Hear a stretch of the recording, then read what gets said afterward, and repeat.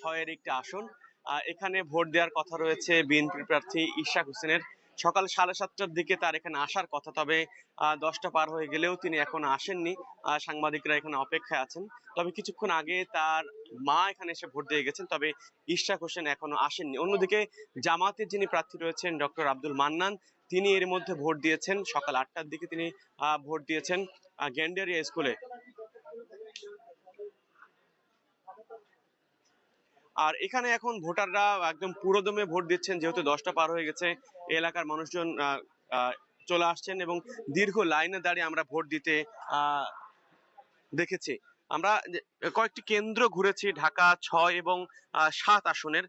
প্রত্যেকের মধ্যেই একটা আনন্দ উচ্ছ্বাস তাদের চোখে মুখে আমরা দেখেছি। বিশেষ করে যারা বয়স্ক মানুষ, তারা বলছেন যে গেল 17 বছর তারা ভোট দিতে পারেননি, এবার ভোট দিয়ে তারা খুবই আনন্দিত। অনেকে এটাও বলেছেন যে এবারের পরিবেশ তাদের কাছে ঈদের মতো, যেন একটা ঈদের উৎসব চলছে এরকম বলছেন।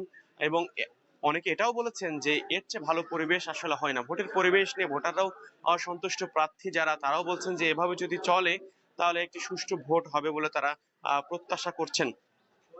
অন্যদিকে যারা নতুন ভোটার, একেবারে নতুন, তাদের তো অন্যরকম আমেজ তারা উপভোগ করছেন এবং তারা বলছেন যে ভোটের পরিবেশ তারা এর আগে যেমনটা শুনেছেন 2014, 18 কিংবা 24-এ যেরকম শুনেছেন যে একজনের ভোট আর একজন দিয়ে দেয়। এবং আমরা এমনও প্রার্থী, এমনও ভোটার পেয়েছি যারা বলছেন যে এর আগে তিনি তার ভোট দিতে পারেননি, যখন তিনি ভোট দিতে গিয়েছেন বলা হয়েছে তার ভোট দেওয়া হয়ে গেছে। তো তারাও এবার ভোট দিতে এসেছেন এবং নিজের ভোট নিজে দিতে পেরে তারা আনন্দ প্রকাশ করেছেন।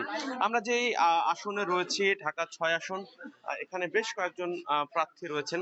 এখানে বিএনপির প্রার্থী ইশরাক হোসেন, এছাড়া জামাতের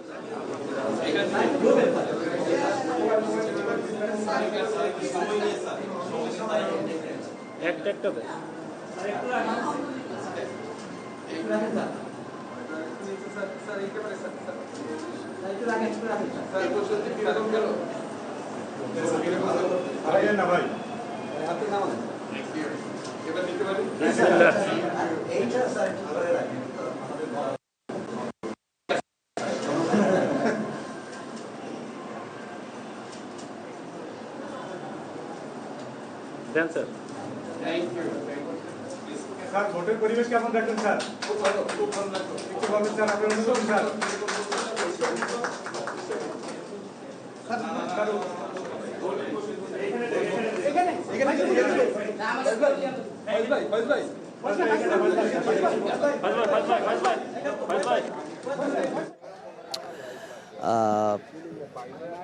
এর আগে আমরা দেখলাম যে বিএনপি চেয়ারম্যান তারেক রহমান তিনি এই কেন্দ্রে এসে ভোট দিয়ে গেছেন। তার স্ত্রী ডাক্তার জুবাইদা রহমান তিনিও এই কেন্দ্রে ভোট দিয়েছেন।